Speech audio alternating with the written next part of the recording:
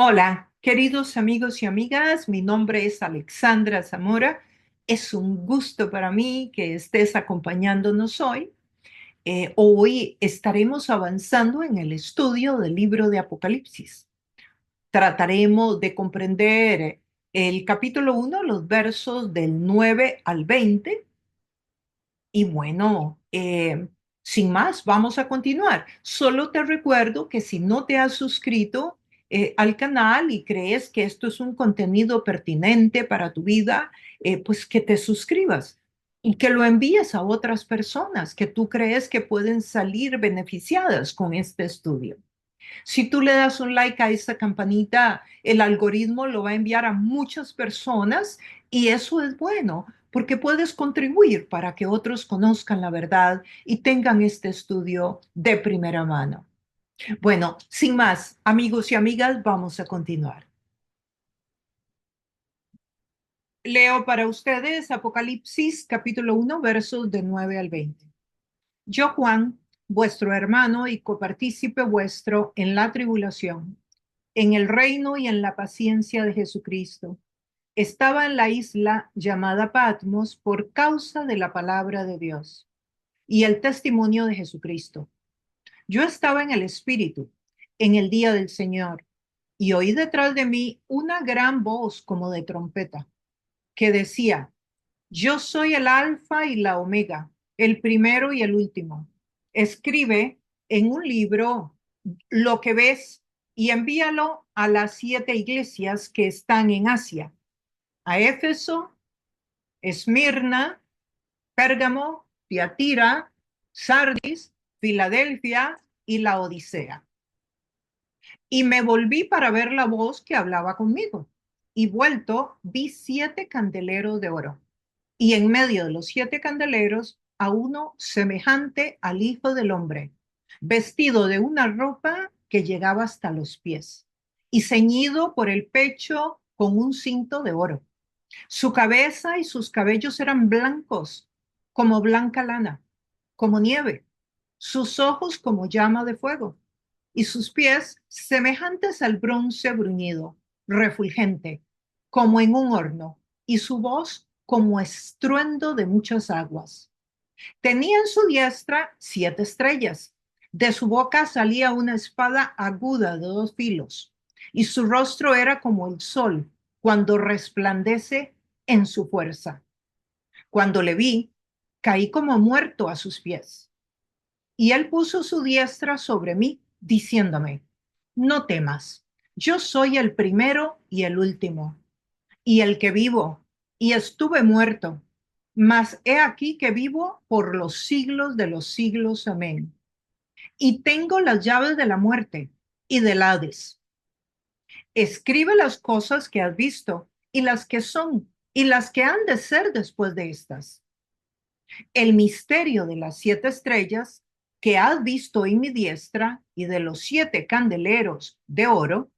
Las 7 estrellas son los ángeles de las 7 iglesias, y los 7 candeleros que has visto son las 7 iglesias. Bueno, este es el texto que vamos a tratar de abarcar en este estudio, Apocalipsis 1 del 9 al 20. Es un texto, como todos sabemos, en un género llamado género profético y apocalíptico.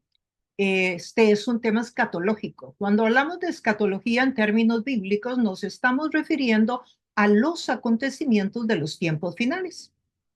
Y Apocalipsis es un libro de profecía, escrito en el género apocalíptico. En tiempos tan complicados como los nuestros, tan convulsionados, de tanto cambio, Juan nos ofrece un acompañamiento en todos los sentidos, desde una perspectiva pastoral inclusive.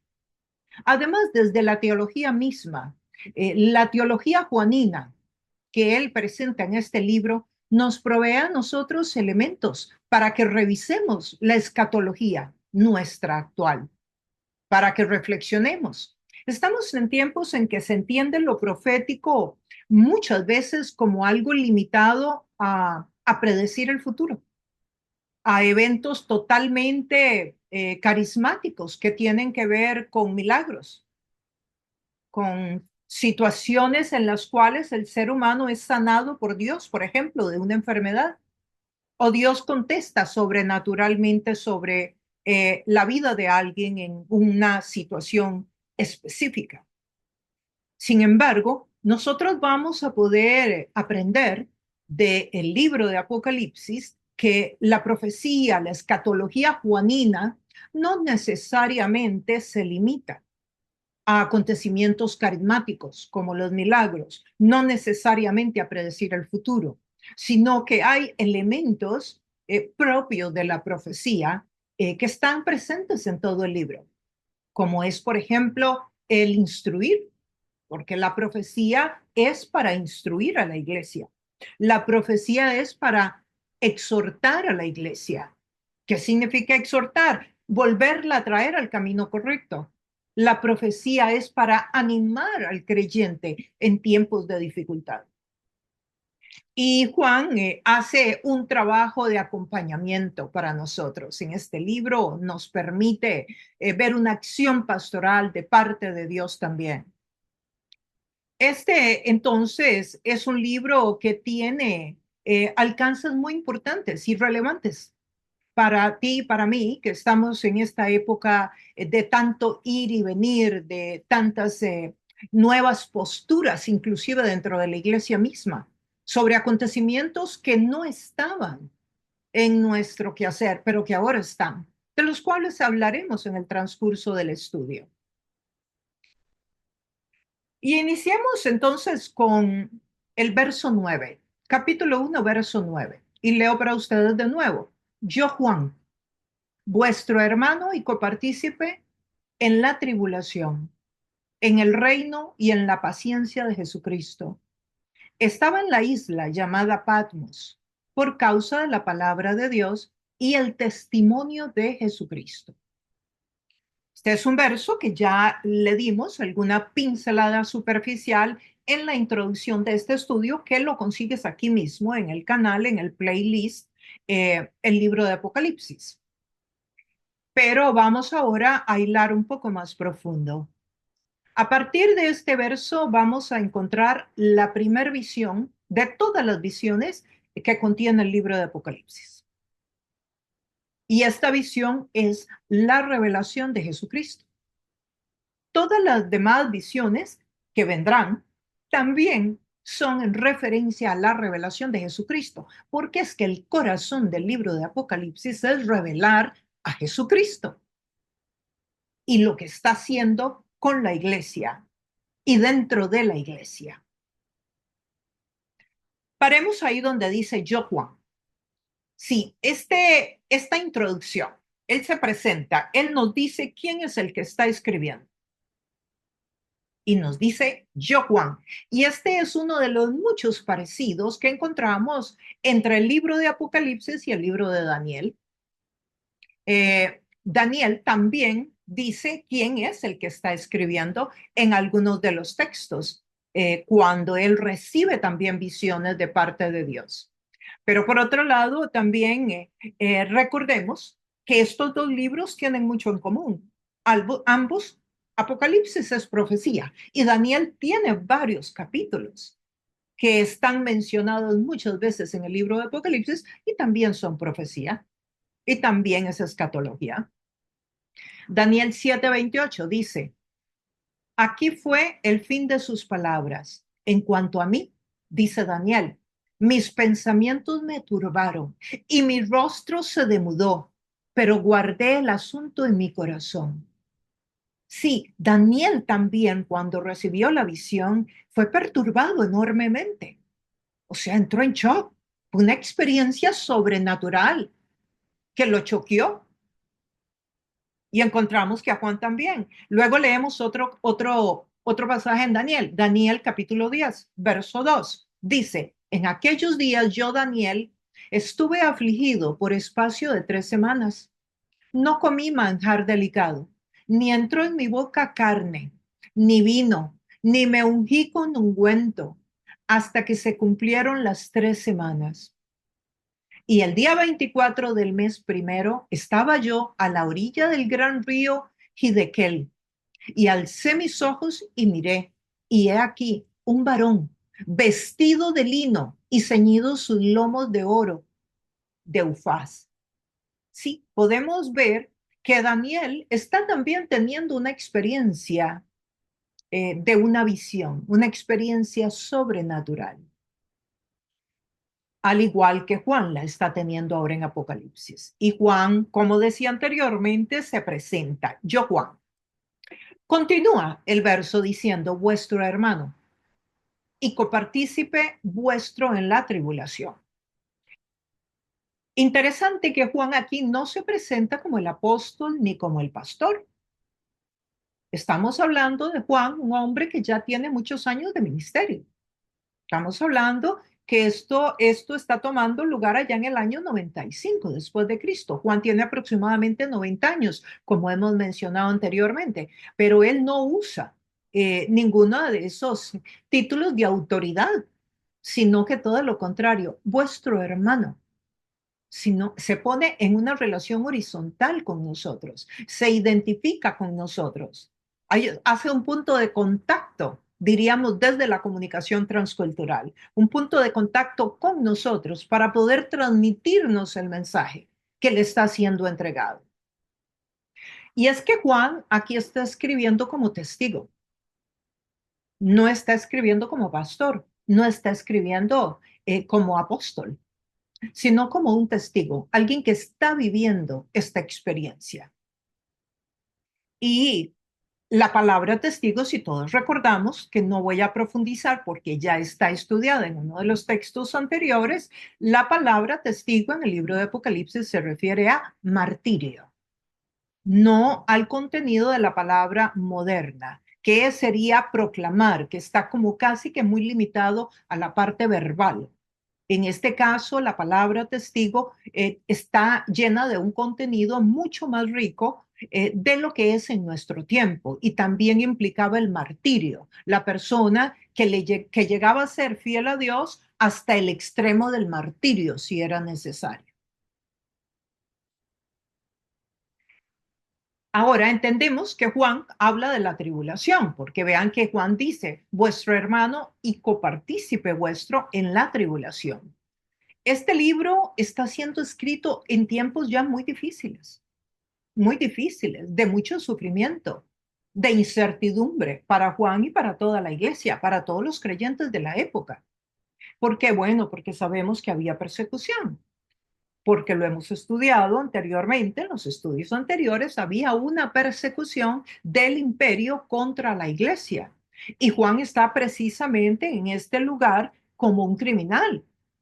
O sea, la iglesia estaba pasándola mal, muy mal. Si Juan estaba en una cárcel para criminales, pasando por todos los trabajos forzosos que tenía que pasar en la isla de Patmos, trabajando con grandes piedras de mármol a la edad de 90 años, imagínense ustedes lo que puede estar pasando el resto de la iglesia.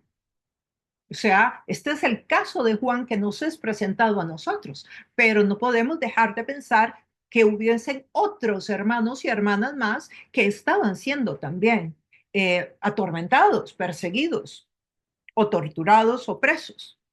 Y digo hermanos y hermanas, no solamente hermanos varones, también mujeres, porque sabemos que ya en el primer siglo, cuando Pablo perseguía a la iglesia, también perseguía a mujeres. Eso lo sabemos porque el mismo Pablo lo dice en sus cartas, pero también porque la tradición de los historiadores de la época lo menciona, que hubo también muchas mujeres torturadas. Y digo esto porque creo que es importante mencionar que la mujer ha participado en muchos aspectos más de los que comúnmente mencionamos desde el púlpito. Y dice Juan que él está en la tribulación en este momento. Entonces, si Juan había sufrido tanto, había pasado por tanto, bueno, había visto a Jesús crucificado, había estado con Jesús 3 años, lo vio crucificado. Luego también había visto la destrucción del templo. La destrucción del templo de Jerusalén se da en el año 70, aproximadamente 25 años antes de que Juan esté recibiendo la revelación de Apocalipsis. Y no solamente fue que el templo fue destruido, es que no quedó ni una piedra en su lugar, dice el texto bíblico. Y eso fue un golpe duro para el pueblo de Israel y también para Juan. Y no solo eso, sino que el imperio había atacado a los judíos. Y dice que los persiguió en los más de 900 pueblos que habían de judíos. Los persiguió y no solo los persiguió para pegarles o lastimarlos un rato, no, los mató de una forma muy sanguinaria. Hubo una muerte horrible en ese año para el pueblo de Israel. Entonces, estamos hablando de que Juan había pasado por mucho dolor, por mucho sufrimiento. Así que cuando Juan nos está hablando aquí de tribulación, está hablando compañero en la tribulación. Juan sabe de lo que está hablando. Y aquí también nos puede hacer reflexionar un poco sobre todo a las personas que a veces creen que el Evangelio es un tema de triunfalismo y que lo que se debe predicar desde el púlpito es que en Cristo somos más que vencedores, o sea, nada más. No, sí, en Cristo somos más que vencedores y eso es verdad. Pero aquí estamos hablando de una teología de sufrimiento.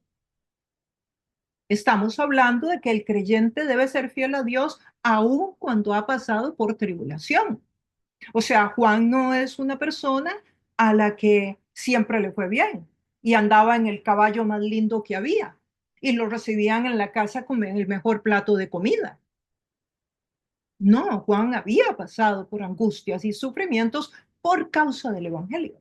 Entonces, pongamos en balance nuestras teologías cuando predicamos el triunfalismo del Evangelio, pero no ponemos al lado también las teologías del sufrimiento que nos presenta el libro de Apocalipsis, por ejemplo, o que encontramos en primera y en segunda de Pedro, para no poner otros libros más que hablan de persecución. Yo creo que sí, que es verdad que en Cristo somos más que vencedores y creo que debemos de aferrarnos y debemos de creerlo, pero también creo que debemos de estar listos para que si tenemos que pasar por tribulación, por angustia, por causa de la palabra de Dios, también sepamos que no estamos pasando por ahí porque estamos en pecado, porque estamos mal o porque sencillamente Dios nos abandonó, que sería el mensaje que recibiría un creyente en una iglesia donde el mensaje que se predica siempre es triunfalista, de bienestar, de superación personal, y nunca predican todo el texto bíblico, incluyendo la teología del sufrimiento.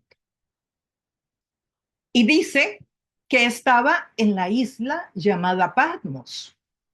Bueno, esta es una isla pequeña, como hemos hablado anteriormente, una isla de quizás 15 kilómetros de largo, del norte al sur, y tal vez 9 kilómetros de ancho.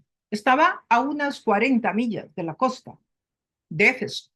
Eh, es lo que hoy, en tiempos modernos, está al frente de Turquía. ¿Y qué sabemos? Porque ya lo explicamos anteriormente, que era una cárcel. La isla era convertida en una cárcel que el imperio usaba para poner a personas que eran una amenaza para el imperio romano.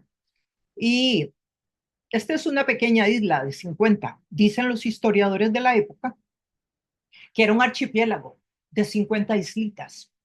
Esta era una de las 50 islitas. Dice que él está ahí por causa de la palabra de Dios y del testimonio. O sea, para que no nos quepa la menor duda, Juan nos dice por qué está en la isla de Patmos. Y dice que era por causa de la palabra de Dios, no porque lo habían acusado de robo, no porque lo habían acusado de atentar contra un político del imperio, no porque había cometido algún delito civil, no. Aquí Juan nos dice por causa de la palabra y el testimonio de Jesucristo. Estamos hablando casi 100 años después. ¿Cuántos? 70 años después de que Jesús había partido, había ascendido. Muchos años después. Estamos hablando de varios años después y varias décadas. Y estamos, y Juan nos habla y nos dice, es por la palabra de Dios, o sea, porque predicaba, porque enseñaba la palabra de Dios, por el testimonio de Jesucristo. Testimonio significaba porque con su vida, con sus palabras, con sus enseñanzas, mostraba el camino a seguir. Por eso es que lo meten preso. La razón por la que Juan está preso entonces es porque está predicando a Cristo. La persecución, como podemos ver, es contra la palabra de Dios. Y casi siempre, si nos ponemos a hilar profundo, la persecución siempre ha sido contra la palabra de Dios. Ahora usted dirá, sí, pero persiguen a los creyentes. Sí, pero persiguen a los creyentes que predican la palabra de Dios.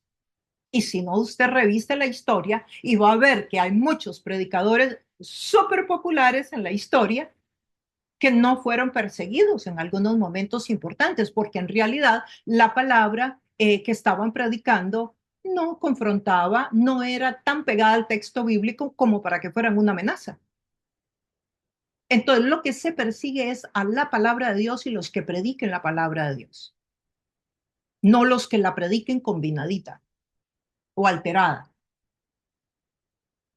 La razón por la que Juan está preso entonces es esta, y es que el mensaje que Juan nos quiere dar con su testimonio personal es que él está en una cárcel, o sea, por el Evangelio.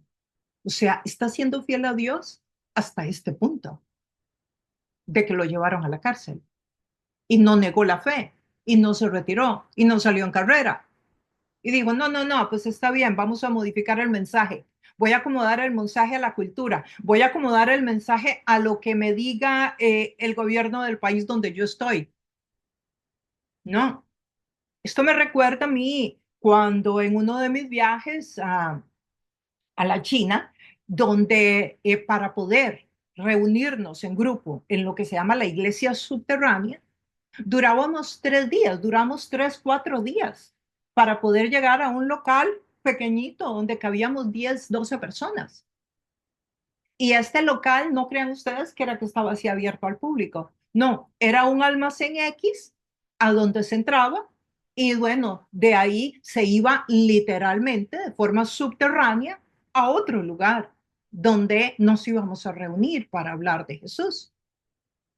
¿Y por qué se duraba 3 días? Porque para que el gobierno no supiera que estábamos entrando, entonces entraban dos y dentro de 4 horas otros dos, y dentro de 6 horas otros dos, y dentro de 4 horas uno, y de esa manera para que no se vieran varias personas entrando por la misma puerta. Esto se lo estoy contando yo porque yo lo viví, no me lo contaron, yo lo he vivido. Y cuando estamos abajo, pues entonces había que hablar de la palabra de Dios en un tono muy bajo. Yo recuerdo estar adorando a Dios, cantando un himno al Señor sin que saliera sonido de nuestras gargantas para poder guiarlos a ellos para que pudieran adorar y darles el estudio de la palabra de Dios. Y esa gente hacía ese esfuerzo y corría ese riesgo con tal de recibir la palabra de Dios. Hacían todo eso que les estoy contando, de durar 4 o 5 días para llegar a reunirse. Así es la pasión de un creyente que ha encontrado el tesoro de la salvación en uno de estos países cerrados al Evangelio. ¿Cómo se siente usted de que usted pueda oír la palabra de Dios aún en una plataforma virtual? Mientras que hay hermanos y hermanas en otros países del mundo que ni siquiera pueden tener Biblia, que se la tienen que memorizar y que en los servicios cada uno se tiene que haber memorizado un libro y que cuando uno está dando el estudio de Biblia, el que es encargado de memorizar ese libro tiene que decir el versículo bíblico de memoria, porque no pueden tener Biblia. Bueno, resulta que Juan nos está probando con su vida que ese es el testimonio de Jesucristo. Y es que existen muchas modalidades de persecución. Hoy día tal vez no sea exactamente que nos van a llevar a la isla de Patmos, como le tocó a Juan, pero hay países donde se están pasando leyes hoy día Yo conozco países y he leído las noticias fidedignas de países donde una persona ha estado a 50 metros de la entrada de una clínica de aborto, a 50 metros, y ha estado orando en silencio, sin abrir la boca, y la han llevado a juicio y la han condenado por llegar a orar a 50 metros de la entrada de la clínica. Sé que hay países donde han llevado a juicio personas porque han estado orando en su casa. Así que las modalidades de persecución van cambiando conforme el contexto va cambiando, pero tenemos que tener el discernimiento espiritual para poder identificar lo que es persecución. Luego nos dice el verso 10: yo estaba en el Espíritu en el día del Señor y oí detrás de mí una gran voz como de trompeta. Juan usa una comparación metafórica aquí, oí como de trompeta, una gran voz como de trompeta. Pero, y es que la trompeta es algo que suena fuerte, ¿verdad? Y también algo que es muy claro. Una trompeta es muy clara. La trompeta, por cierto, se tocaba cuando se abría el templo en la mañana, antes de que fuera destruido. Y también al inicio del año de jubileo en el Antiguo Testamento. También se va a sonar la trompeta, dice el texto bíblico, cuando Jesús regrese por su iglesia en la segunda venida. Así que la trompeta es un instrumento muy notable y Juan dice que él estaba en el Espíritu en el día del Señor y oyó una gran voz como de trompeta. Ezequiel tiene una experiencia similar. Se las voy a leer. Ezequiel 43, verso 13. Ezequiel está en el Antiguo Testamento. Dice, y el aspecto de lo que vi era como una visión, como aquella visión que vi cuando vine para destruir la ciudad. Y las visiones eran como la visión que vi junto al río Quebar y me postré sobre mi rostro. ¿Por qué quiero usar este verso? Porque dice que el aspecto de lo que vio era como una visión, dice Ezequiel, como una visión. O sea, no puedo decir era una visión, sino como una visión. ¿Por qué? Porque es una experiencia sobrenatural que está viviendo un ser humano. Entonces, no existen palabras concretas para describir la experiencia. Lo que quiero que veamos es que también otros profetas en el Antiguo Testamento vivieron experiencias y las describieron de esta manera, como trompeta, como una visión. O sea, es lo más acercado que tienen para poder comunicar lo que están viviendo. Encontramos varias veces en el libro de Apocalipsis el sonido de trompeta. En el capítulo 5, en el 6, en el 19, en el 20, lo vamos a encontrar varias veces. El verso 11 dice que decía, yo soy el alfa y la omega. Esa voz como de trompeta decía, yo soy el alfa y la omega, el primero y el último. Escribe en un libro lo que ves y envíalo a las 7 iglesias que están en Asia, a Éfeso, a Esmirna, a Pérgamo, a Tiatira, Sardis, Filadelfia y la Odisea. Veamos esta primera frase. Yo soy el alfa y el omega, el primero y el último. Está hablando de que Jesús es el primero y es el último. Estas son palabras muy grandes.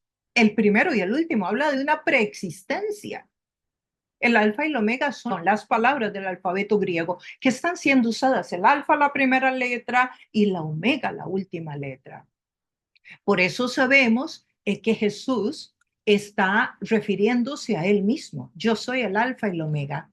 Sabemos que es de Jesús, el que se está presentando y le está diciendo a Juan, yo soy este, y soy el primero y también soy el último. Pero le dice, escribe, escribe lo que ves. La palabra griega aquí, escribe lo que ves, es la palabra biblión, de donde viene la palabra Biblia. Y eran unos pergaminos, unos papiros, podríamos decir. El rollo de un papiro era posiblemente de unos 5 hasta de 5 metros de largo. Así eran los rollos. O sea, que escribiera y está escribiendo en un rollo, está escribiendo en un papiro de 5 metros de largo. Existía también el pergamino en aquella época. Y hay una diferencia entre el papiro y el pergamino. El pergamino era más fino, era hecho de piel de animales, el pergamino. El papiro era de papel, de una planta que existía en la época. Entonces le dice que escriba en un libro, en un biblón, lo que está viendo. Y leo para ustedes 2 Timoteo 4:12. Timoteo en el Nuevo Testamento escribe, trae. ¿Quién le escribe? Pablo. Trae cuando vengas el capote que dejé en Troas en casa de Carpo y los libros, mayormente los pergaminos. Sí, era, eh, era en lo que se escribía en la época. Y eran unos rollos grandes, eran unos rollos pesados. Por eso también se mantenían en la sinagoga. ¿Recuerdan? Jesús llegaba a la sinagoga y sacaba el rollo y leía, porque no era como un rollito que se podía llevar debajo del brazo de un lugar a otro, además de que tenían un valor altísimo económicamente hablando, porque eran muy difíciles y eran de difícil acceso a nivel económico. Solo las personas que tenían un cierto nivel económico podían tener este tipo de escritos, este tipo de papiros. Juan tiene que escribir entonces lo que ve y le manda a escribir todo lo que está experimentando, lo que ve, lo que oye, todo lo que Dios le está permitiendo vivir a través de esta experiencia sobrenatural. Y esto de que escriba, en realidad Juan tiene que escribir varias veces el libro de Apocalipsis, como veremos más adelante. Él lo tiene que escribir varias veces porque se lo pide el Señor. Luego dice que lo envíe a 7 iglesias que están en Asia. Bueno, se refiere a la provincia de Asia, ¿verdad? A la provincia de Asia Menor, una provincia del Imperio Romano, no el concepto de Asia que tenemos hoy. Esto es importante aclararlo para la hora de visualizar el lugar. Y estas iglesias, que son varias, y nos las menciona acá, están ubicadas en lo que hoy sería Turquía, ahí en la costa. Dice a Éfeso, Esmirna, Pérgamo, Tiatira, Sardes, Filadelfia y la Odisea. Son las 7 iglesias. Debe ser enviado a las 7 iglesias. Estas iglesias estaban localizadas de forma muy estratégica, unidas una con la otra, en forma de como un círculo. Se conectaba una con otra. Cada una estaba a distancia de la otra de aproximadamente 60 a 70 kilómetros. Y estas iglesias eran 7, de nuevo. ¿Por qué 7? Bueno, lo conversamos ya, porque es el número que simboliza, representa la perfección, algo completo, algo terminado. Y en Apocalipsis el número 7 va a salir muchas veces, porque nos quiere comunicar que esta es la obra terminada de Dios, revelada a la humanidad. Cada una de estas iglesias llevaba el nombre de la ciudad. Dice el verso 12, y me volví para ver la voz que hablaba conmigo. Y vuelto, vi 7 candeleros de oro. Parece que da la impresión de que se tuvo que volver, que le estaban hablando del otro lado. Y se tuvo que volver, se tuvo que dar la vuelta. Dice, para ver quién era el que le estaba hablando. Y cuando se volvió, dice que vio 7 candeleros de oro, ¿verdad? Para cuando volvió a ver a la persona. Encontramos el número 7 de nuevo. Lo que vamos a encontrar muchas veces más, como decía. ¿Y por qué? Bueno, porque la obra está siendo terminada. El candelero era uno de los accesorios más hermosos en el tabernáculo y era de un gran valor en el templo, en el Antiguo Testamento y también en el Nuevo. Lo que hoy el pueblo judío llama la menora, si lo han escuchado. En el templo de Salomón habían varios, en el templo de Moisés también. De hecho, los del templo de Salomón, cuando Nabucodonosor se llevó cautivo al pueblo de Israel, allá en el año 500 y algo antes de Cristo, se llevó los 10 candeleros, porque eran de mucho valor. Y eso lo podemos encontrar en Jeremías 52:19. No lo voy a leer hoy, pero si usted está tomando notas. Posiblemente estos candelabros estaban en la misma posición en que estaban las 7 iglesias, pero eso lo veremos más adelante. Ahora que avancemos en el verso 20. Las iglesias eh, llevaban el nombre, como decía anteriormente, de cada una de las ciudades. El verso 13 dice, y en medio de los 7 candeleros, a uno semejante al Hijo del Hombre, vestido de una ropa que llegaba hasta los pies, es una túnica, y ceñido por el pecho con un cinto de oro, con un cinturón de oro. El Mesías glorificado, sí, aquí llevado a una forma humana, pero definitivamente con un cuerpo transfigurado, con un cuerpo redimido. Alguien sobrehumano, pero con una forma humana, pongámoslo en esos términos. Dice, y en medio de los 7 candeleros estaban las 7 iglesias. Y es que entre más avancemos en el estudio de Apocalipsis, más claro nos va a quedar que son las 7 iglesias, los candeleros. Sí, porque las iglesias son lámparas. ¿Qué es lo que deben hacer entonces? ¿Qué hacen las lámparas? ¿Para qué se ponen las lámparas? ¿Para qué se usan? Correcto, para iluminar. Esa es la función de los 7 candeleros, que estén iluminando. Y esa es la función de la iglesia. ¿Y cuándo se necesita la luz? Bueno, cuando no hay luz. La función de la iglesia es iluminar en medio de las tinieblas, en medio de los sistemas del mundo. Y hablamos de sistemas, claro que podemos hablar de sistemas, porque el reino de Dios es un nuevo orden, es un sistema que vendrá y va a ser establecido, y Apocalipsis precisamente nos enseña cómo es que va a ser establecido y cómo será la transición entre el sistema actual y el sistema venidero. Precisamente Apocalipsis nos ilustra en detalle cómo va a ser esta transición. Quiere decir que la iglesia tiene una función y es iluminar. Tiene una razón para existir, es iluminar. Si la iglesia no ilumina, no tiene razón para existir. ¿Y quién es la iglesia? La iglesia eres tú, la iglesia soy yo. Y tenemos una función y es iluminar a otros. Pero iluminar qué? Nosotros irradiamos luz porque sí, no de ninguna manera. Es la luz de Dios en nosotros. Es la palabra de Dios puesta en práctica en nuestro diario vivir. Esa es la forma de iluminar. No es que sencillamente con que estar parado en media ciudad yo voy a iluminar a otros y que tengo un poder propio. No, no, es Jesús en mí. Es la palabra de Dios en mi vida puesta en práctica, la que ilumina a nuestra familia. Entonces nuestros seres queridos, nuestros compañeros de trabajo, nuestros amigos, nuestros enemigos, ven cómo es que se debe de vivir para poder ser orientados por el camino correcto para la vida eterna.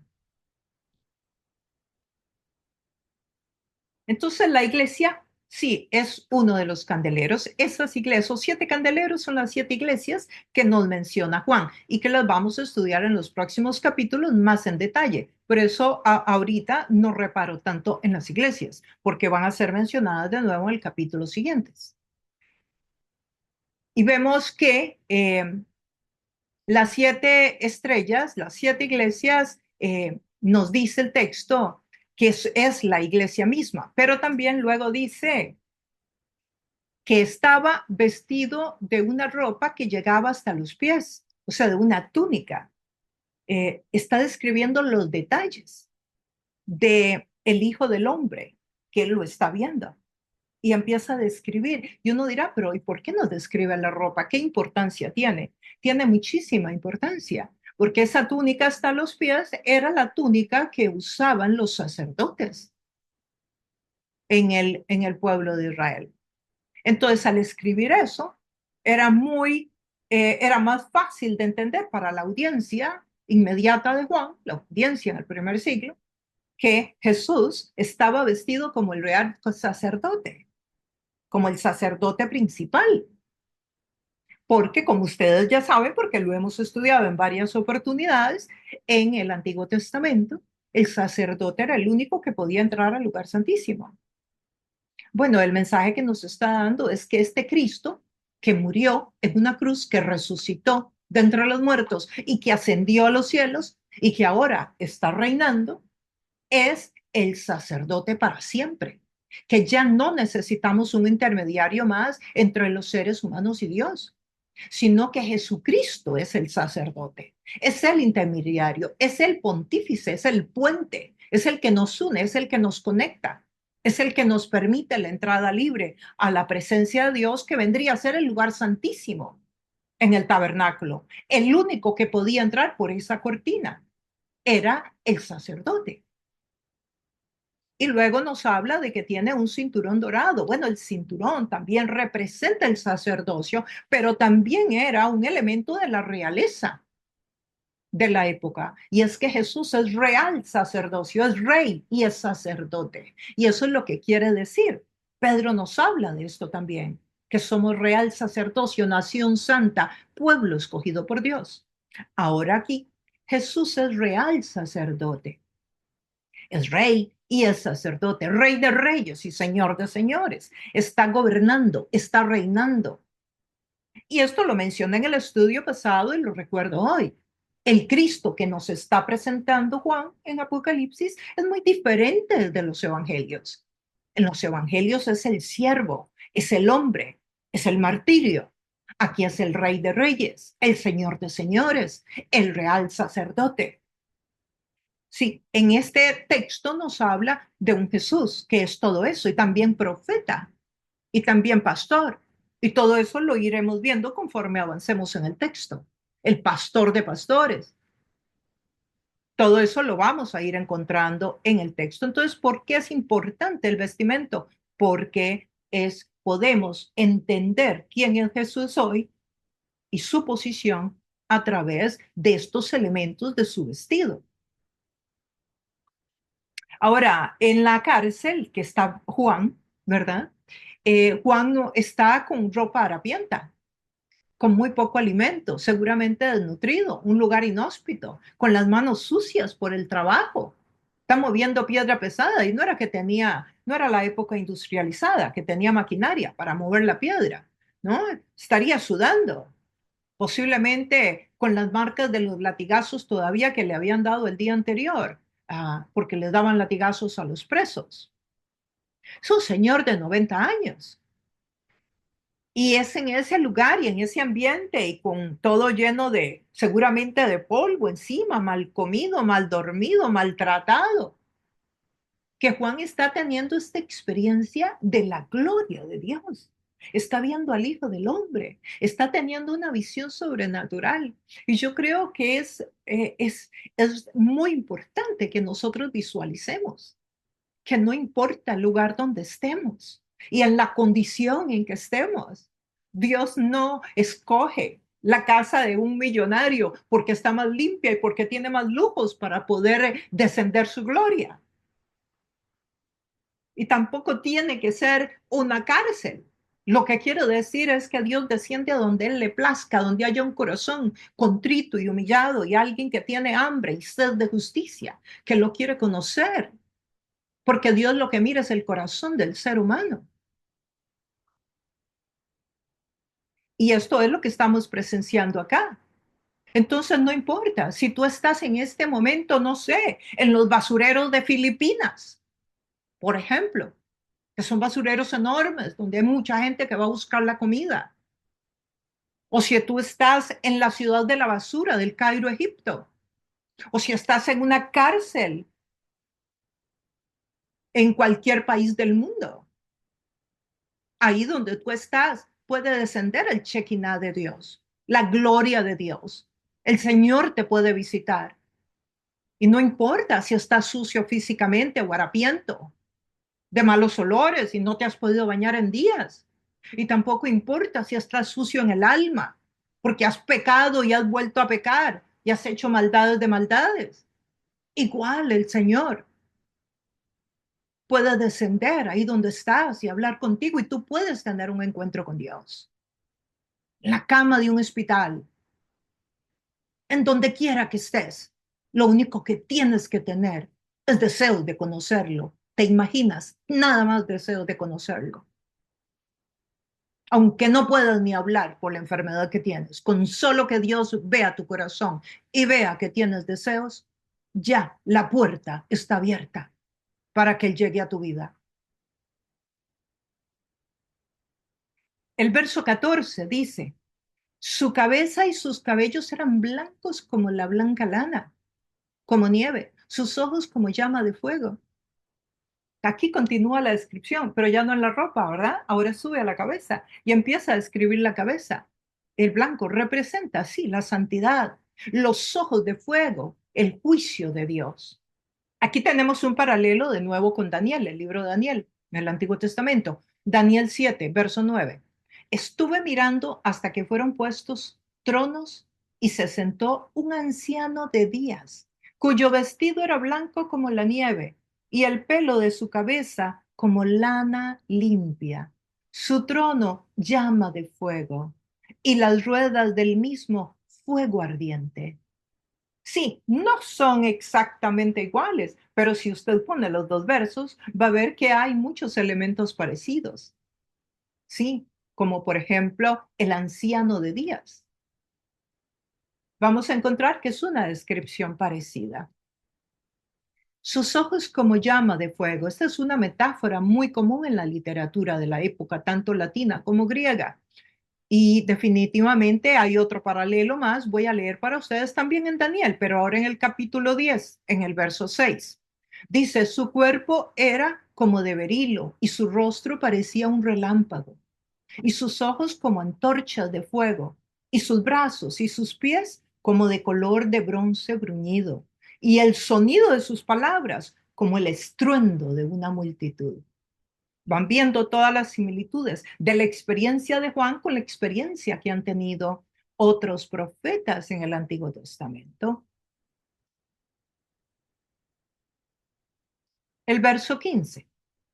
Y sus pies semejantes al bronce bruñido. Ahora baja los pies, primero la ropa, luego la cabeza, ahora desciende a los pies. Semejantes al bronce bruñido, refulgente, como un horno, y su voz como estruendo de muchas aguas.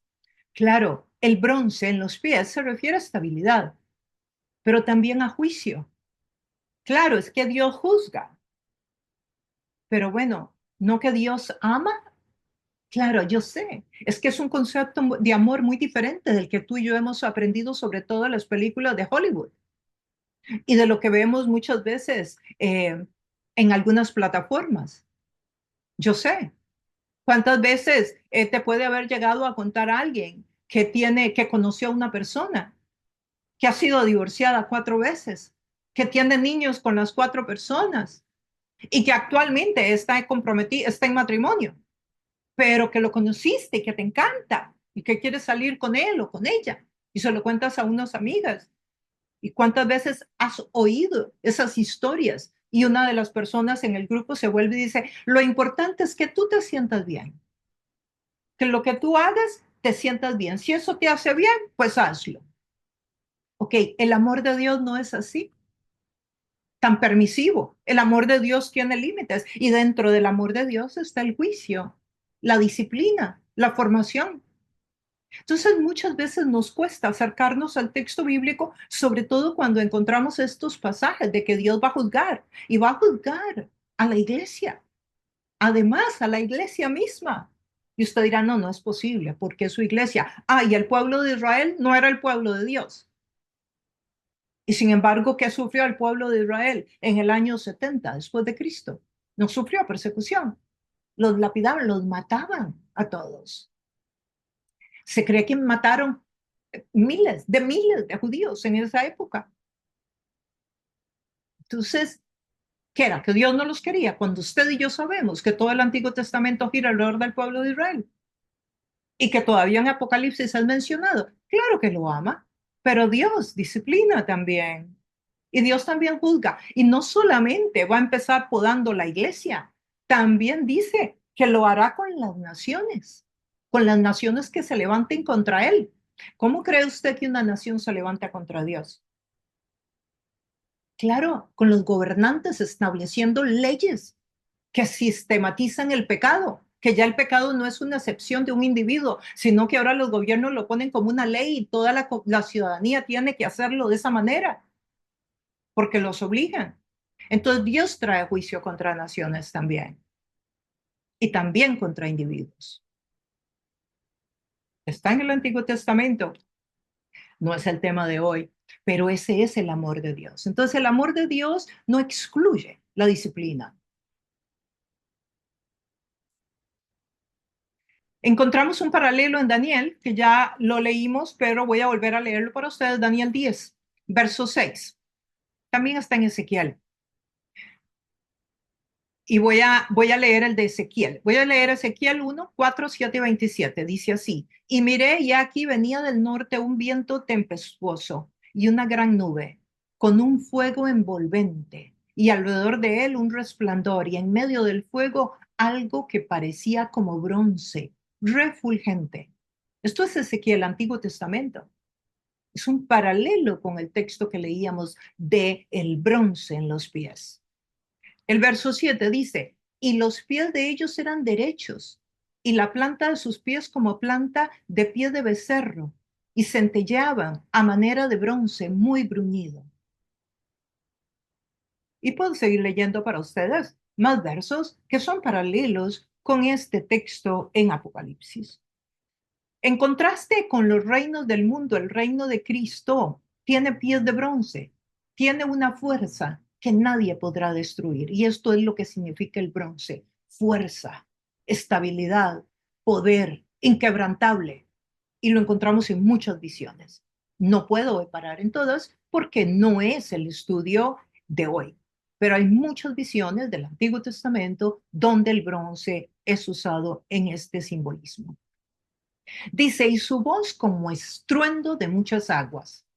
Entramos a este paralelo de Daniel, donde Daniel dice, en el capítulo 10, verso 6, dice, y el sonido de sus palabras como el estruendo de una multitud. La palabra aquí se refiere como al ruido del mar. Cuando habla estruendo de muchas aguas, es como al ruido del mar, como al sonido dentro de las aguas dentro de un caracol. Esa es la palabra que se usa acá. El verso 16 tenía en su diestra 7 estrellas. De su boca salía una espada aguda de 2 filos, y su rostro era como el sol cuando resplandece en su fuerza. Juan continúa teniendo la visión, esta experiencia que no tiene sentido desde una perspectiva humana. Y tenemos otros personajes que tuvieron experiencias que no tenían sentido para ellos. ¿Recuerdan a Pedro? Allá cuando Pedro, antes de que fuera a visitar a Cornelio, ¿recuerdan que tuvo aquella visión en la cual veía una sábana blanca que bajaba del techo y había un montón de animales y Dios le decía que debía de comer de todos ellos? Y a través de esa visión Dios le explica a Pedro que el evangelio es para todos los grupos étnicos, sin favoritismos, de que el evangelio, y es a través de esa visión que Dios le empieza a enseñar a Pedro eh, que el evangelio está pasando y que ya no le pertenece más a un grupo étnico, como era hasta este momento el pueblo de Israel, sino que ahora es para todos los que no son judíos también, y ahí inicia ese proceso, que luego ese proceso se finiquita, por decirlo de alguna manera, en el Concilio de Jerusalén, en Hechos 15. Bueno, aquí está hablando, Juan está teniendo una experiencia similar a la que tuvo Pedro, de una visión que Dios está usando para enseñarle, para comunicarle un mensaje. Pero podemos también encontrar a Ezequiel con visiones parecidas, a Isaías, a Daniel. Todos ellos tuvieron visiones similares. Y dice que tenía en su diestra, o sea, la mano derecha, tenía 7 estrellas. El verso 20 nos da la explicación completa, pero podemos ir adelantando algo. Y es que las 7 estrellas son las 7 iglesias. que leímos al inicio. Ahora, que las tenía en su mano derecha, no hay paralelo para eso en ninguna parte del texto bíblico. Es la primera vez que dice algo así, que él tiene en su mano derecha a la iglesia. Es posible que Juan está diciendo que el Señor está en control.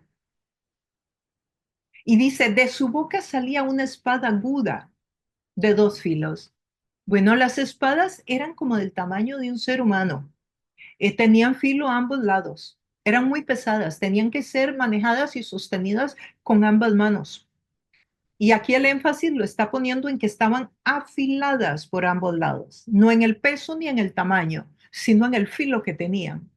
¿Por qué? Porque se refiere a la palabra de Dios que puede penetrar profundamente dentro de la vida de un ser humano y puede separar lo que es correcto de lo que es incorrecto. Puede hacer un poder, puede transformar al ser humano. La palabra de Dios por sí misma puede transformar al ser humano. ¿Alguna vez has oído testimonios de personas que sin que nadie les hable de Cristo, sino con el mismo texto, se ponen a leer la Biblia y cuando van por la mitad, están siendo completamente transformados y ahora pueden entender lo que por 40, 60 años no pudieron entender? Y no fue porque llegó alguien y les enseñó, porque recibieron un estudio bíblico, porque fueron al edificio de una iglesia, sino porque la palabra misma hace el trabajo. Mire, usted estudia la palabra de Dios, usted se acerca aquí y empieza a estudiar la palabra de Dios con nosotros. Y dentro de un tiempo, usted va a empezar a ver que usted ve y se va a dar cuenta que usted no veía, porque tal vez hoy usted cree que ve, pero después de un tiempo y usted conocer la palabra, usted empieza a ver, usted empieza a entender cosas que nunca entendió.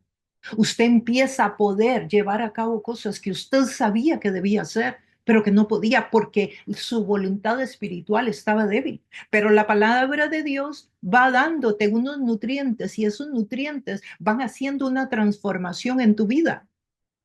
Y ahí es cuando tú te conviertes en un candelero, tú empiezas a brillar, pero es una transformación de adentro hacia afuera, no de religión, donde tú cambias la forma por fuera, pero por dentro sigues estando dañado, roto, destruido, con una baja autoestima, con una vida de pecado oculta. No, la transformación es de adentro hacia afuera. Y eso es a lo que se refiere a la espada. Isaías 10:4 dice, y herirá la tierra con la vara de su boca y con el espíritu de sus labios, matará al impío y será la justicia cinto de sus lomos y la fidelidad ceñidor de su cintura.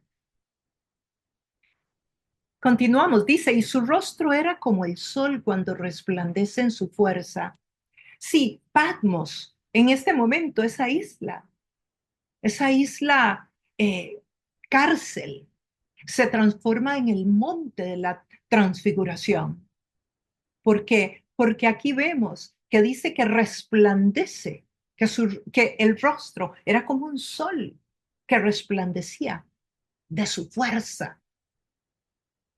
Aquí podemos recordar la transfiguración que nos habla el Evangelio de Mateo 17:2. Recuerdan, Jesús se llevó a Jacobo y a Juan y les dijo que lo acompañaran y fueron a un monte. Y cuando llegaron al monte, dice que se presentó, que aquel lugar, la gloria de Dios descendió. Y dice que iban y se presentó Elías, se presentó Moisés y estaba Jesús. Y que dice que Pedro se volvió y preguntó que si podía crear unas tiendas de campaña, una para cada uno. O sea, no tenía idea qué hacer Pedro, qué decir inteligente. Y eso fue lo que ofreció, una tienda de campaña para Elías y para Moisés. Y dice que ellos cayeron a tierra. Dice el texto que ellos pusieron su rostro en tierra. Dice que tenían miedo. Y dice que entonces una voz desde el cielo habló y dijo, he aquí mi hijo. Dios, el Padre. Bueno, esta experiencia de la transfiguración, que Jesús fue transfigurado, ellos lo vieron en la gloria, no supieron qué hacer con la información.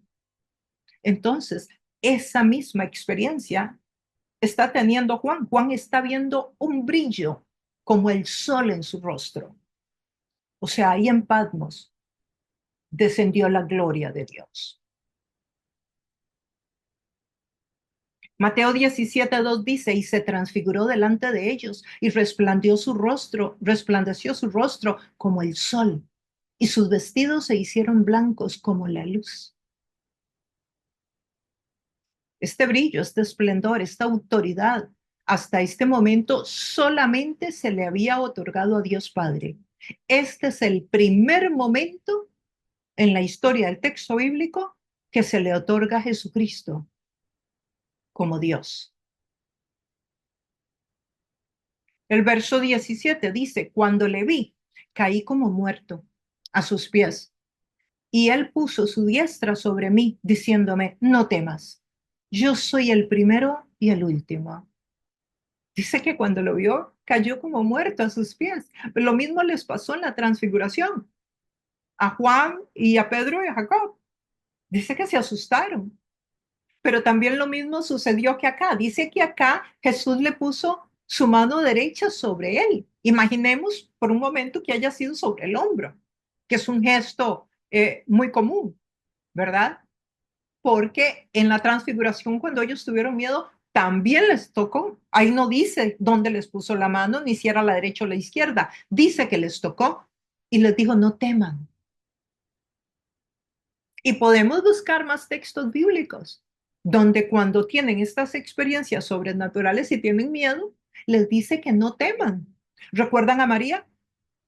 Cuando el ángel le dice a María que va a concebir un niño y le dice, no temas. ¿Sí? Es una frase que la usa Dios para tranquilizar, para ayudar a pasar ese momento de shock a sus siervos y a sus siervas cuando están teniendo una de estas visiones o experiencias o visitas sobrenaturales, que fue el caso de María. Daniel nos dice, por ejemplo, en el capítulo 10, verso 8 y 9, dice, quedé pues yo solo y vi esta gran visión y no quedó fuerza en mí.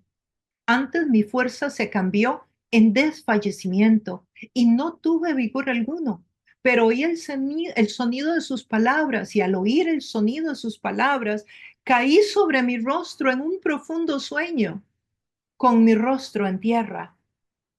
Sí, no supo qué hacer. Pues Juan también dice, cuando lo vi caí como muerto. Dice como muerto, no dice que cayó muerto, cayó como muerto. Es las palabras más cercanas que Juan puede encontrar para comunicarnos su experiencia. Josué también tiene otra experiencia parecida. En el capítulo 5, verso 14, si lo quieren leer luego. Ezequiel en el capítulo 1, verso 28, también tuvo una experiencia parecida. Dice, y él puso su diestra sobre mí diciéndome, no temas, yo soy el primero y el último. Sí, esa acción pastoral, ¿verdad? Ese amor, ese cuidado, esa empatía. Eso está mostrando. Él le pone la mano, lo toca, diciendo, no temas. Pero inmediatamente que le dice, no temas, es diciéndole, yo soy el primero y yo soy el último. Sí, confía, yo soy el Señor, yo soy el Rey. Sí, soy yo, Juan. Claro, Juan seguramente no sabía qué hacer con toda esta información. Y le pone, y la mano cuando lo toca lo tranquiliza. Eso es una acción pastoral. Eso es un Dios muy humano, que entiende nuestros sentimientos, un Dios empático, un amigo. Cuando tú estás llorando, ¿qué hace? Te pone la mano en el hombro, ¿no? ¿Alguna vez has estado llorando y una persona linda, agradable, que te quiere, te ha puesto la mano nada más en el hombro y ya con eso te ha dicho, yo estoy contigo, no estás solo, no estás sola? Y eso es un acompañamiento. Bueno, aunque no te diga palabras, o cuando has perdido a un ser amado y una amiga se sienta al lado en el funeral y no habla, pero se está contigo esa hora completa ahí, a su lado. Es una gran compañía. Bueno, aquí el toque físico, la expresión afectiva de Dios para con Juan, en la persona de Jesucristo. Daniel también fue muy impactado muchas veces, como les mencionaba anteriormente, y dice que algunas veces sus amigos se fueron y lo dejaron solo, y lo pueden leer ahí en el capítulo 10. Del susto, no fue que lo quisieron abandonar, dice que se asustaron y se fueron. Así que tenemos a varios personajes que han vivido experiencias parecidas. Yo soy el primero y el último. Una frase muy conocida de la descripción de Dios en el Antiguo Testamento y aparece varias veces en el libro de Apocalipsis. Juan entendía muy bien lo que Jesús quería comunicarle. Es una presentación muy atrevida, dice el doctor Juan Stam en su comentario, que hace Jesús de sí mismo al decir yo soy el primero y el último. En el griego se refiere a alguien que tiene vida en sí mismo, como algo propio. No tengas temor, le está diciendo, no tengas temor. No hay nadie más poderoso que yo. Y es que eso mismo nos dice el Señor hoy. Cuando tenemos desafíos, cuando tenemos problemas, ya sea a nivel personal o en nuestro país o como iglesia, que pasamos por pruebas. La iglesia puede ser zarandeada muchas veces cuando pasamos por ahí. Entonces, Dios nos dice, no tengas miedo, yo soy el primero y el último, yo estoy en control, es mi iglesia, es mi iglesia y aquí estoy presente. No la he dejado nunca y no la pienso dejar ahora. Lee el libro de Apocalipsis para que veas que no la voy a soltar. Estoy con ella. Y la iglesia eres tú y la iglesia soy yo. Contamos con él, está con nosotros. El verso 18. Y el que vivo y estuve muerto, mas he aquí que vivo por los siglos de los siglos y tengo las llaves de la muerte y del Hades. Este título, el que vivo y estuve muerto, es un título aplicado en el Antiguo Testamento a Dios solamente y que significa yo soy el que estuvo muerto y ahora estoy vivo. Literalmente dice, yo fui un cadáver y ahora estoy vivo. Claro, no con un cuerpo humano, pero está vivo.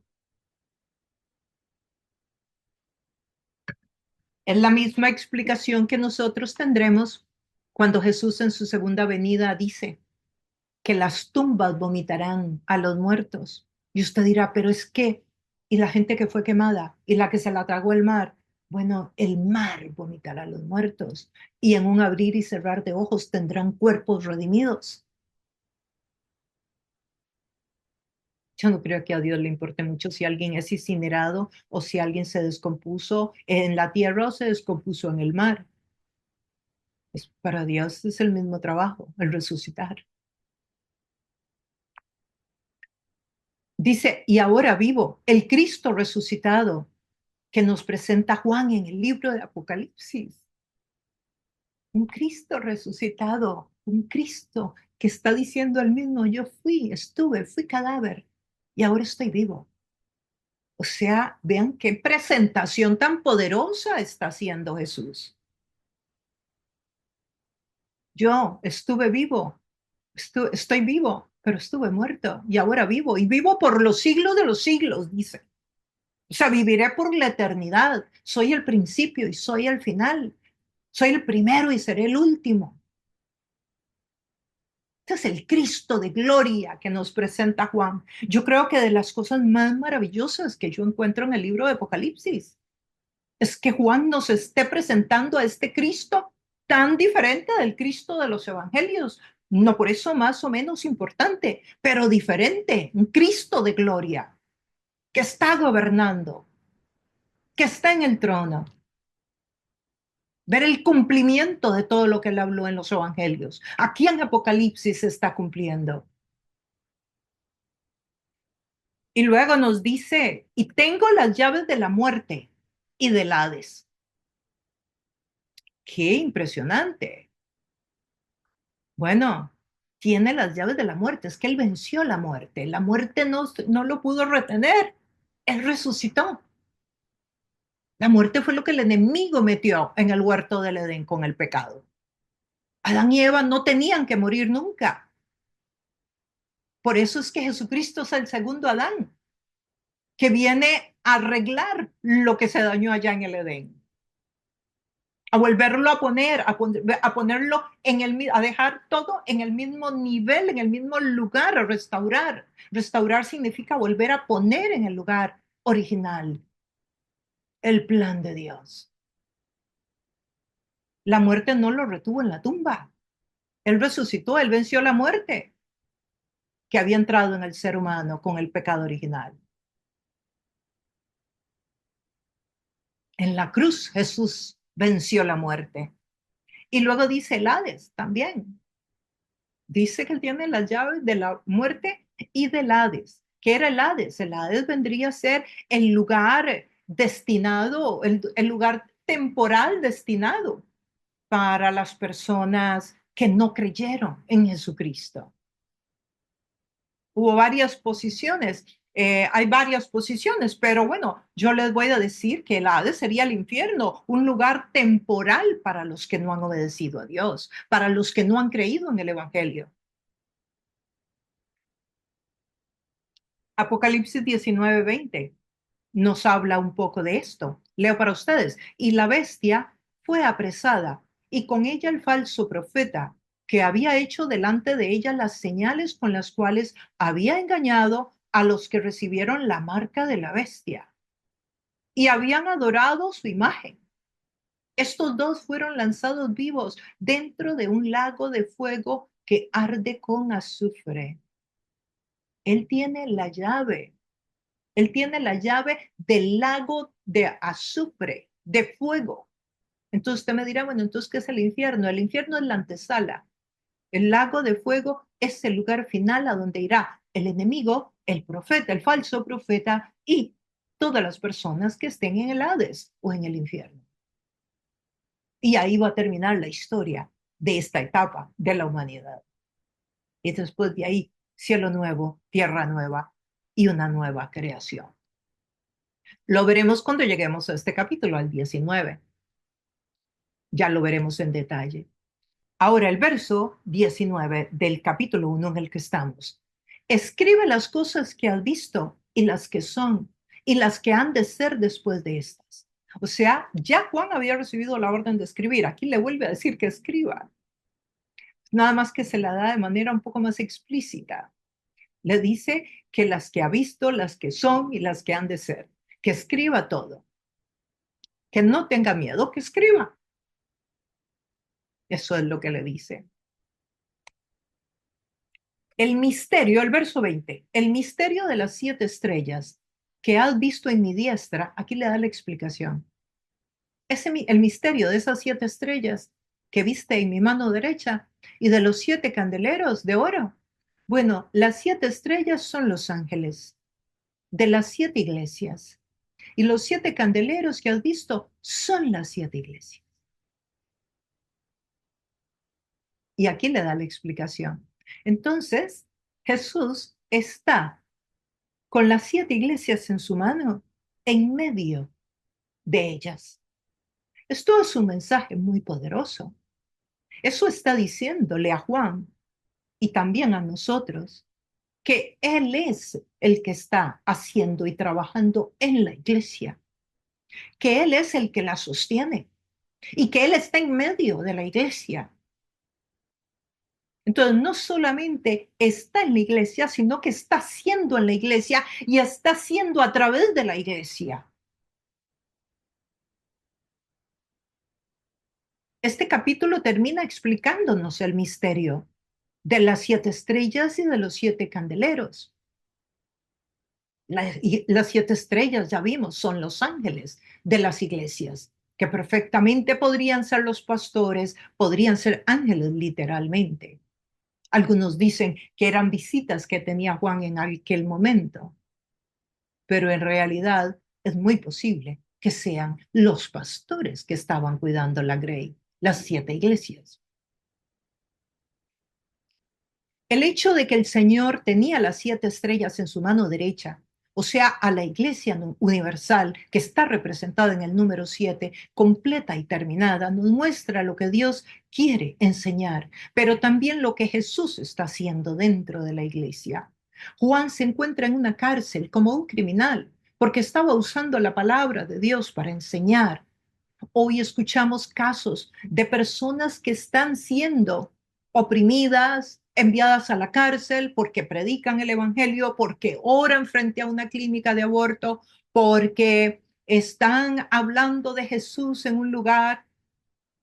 Y tenemos que entender que todavía hoy en nuestro tiempo también hay personas que son enviadas a la cárcel por la palabra de Dios. Tal vez no en tu vecindario, pero sucede en muchas naciones todavía.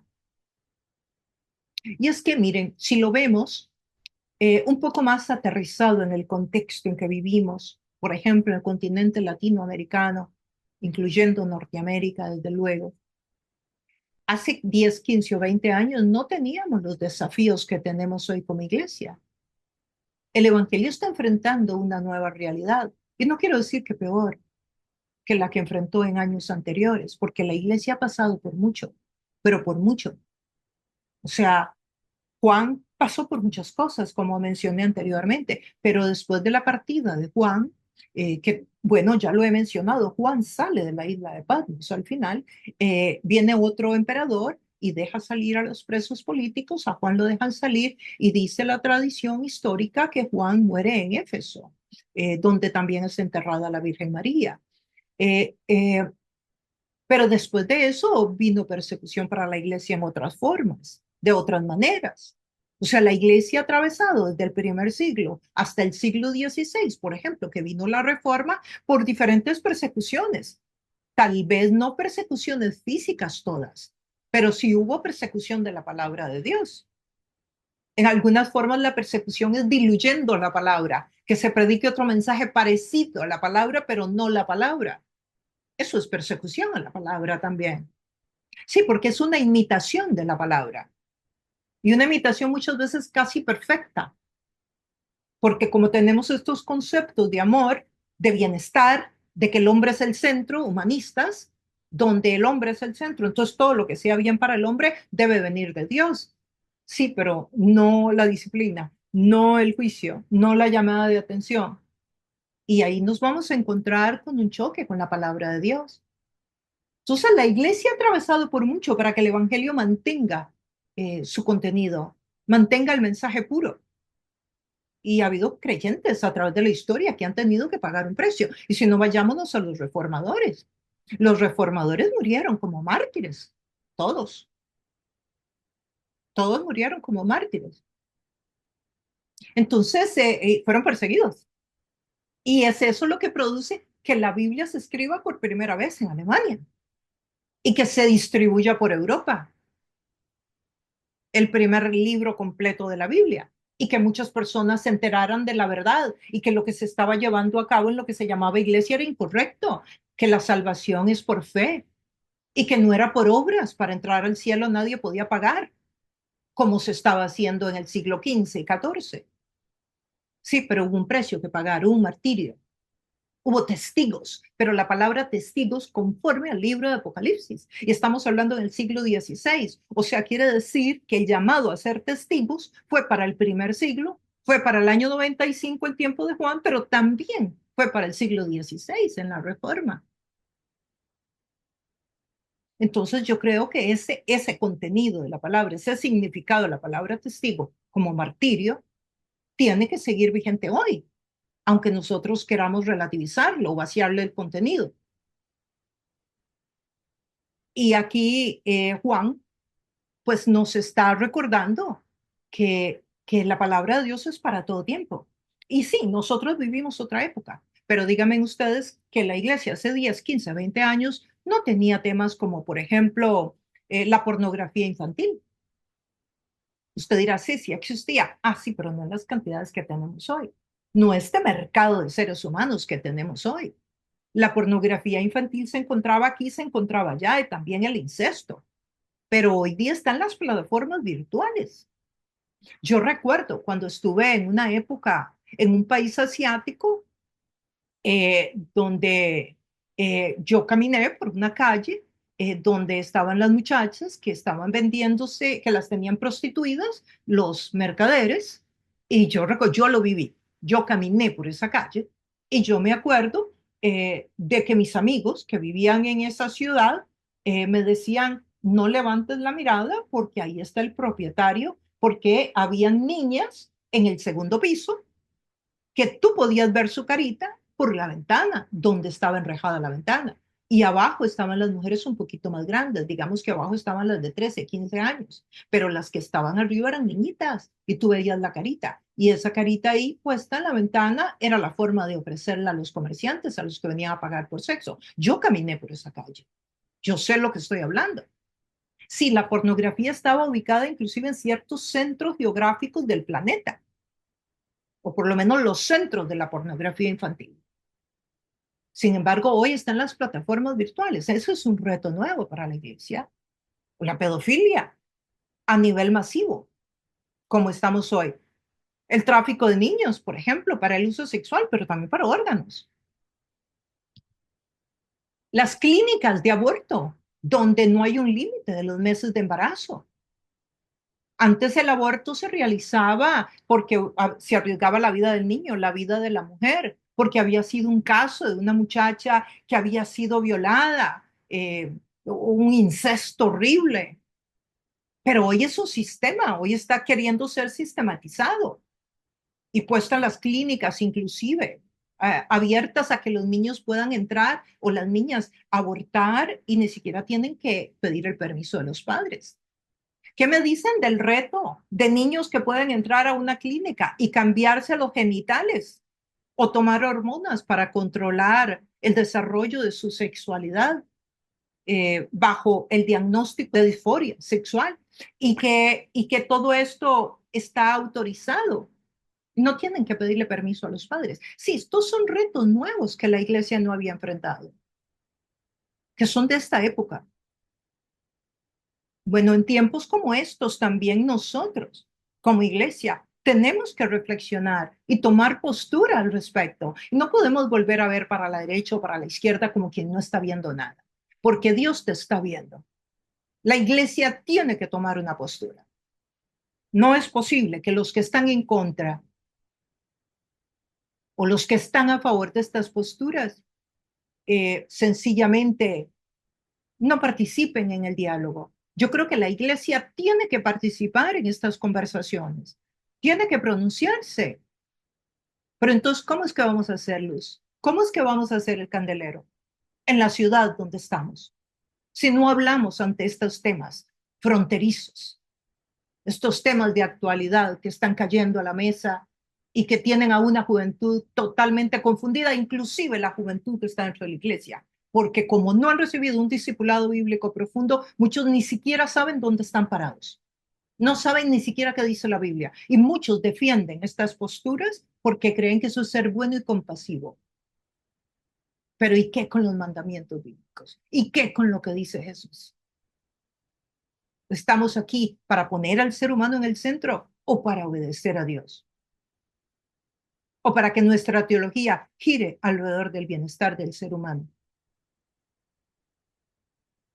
¿O para obedecer a Dios, aunque no nos parezca que eso trae bienestar al ser humano? Esto es un tema de reflexión, de conversación.